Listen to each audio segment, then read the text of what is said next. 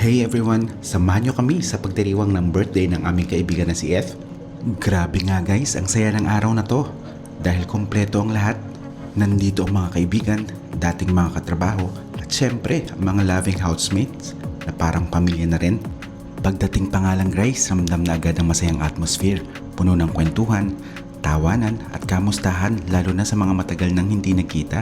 At syempre hindi mawawala ang highlight ng bawat handaan, ang masasarap na pagkain.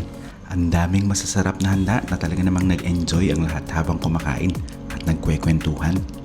Nakakatuwa nga guys makita na kahit magkakaiba na ang mga pinagkakabalahan ng bawat isa, kapag may special na okasyon tulad nito, nagkakasama-sama pa rin para mag-celebrate.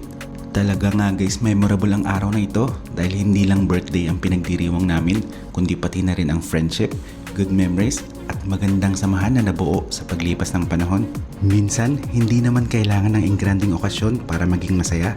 Sapat na ang masasarap na pagkain, mabubuting kaibigan at mga taong itinuturing nating pamilya. Happy birthday ulit F, hanggang sa susunod na celebration at panibagong memories na pagsasaluhan natin. Maraming salamat sa panonood guys. Ingat palagi at see you on my next vlog. Siyempre, bago tayong tapos, salamat sa pasyaron.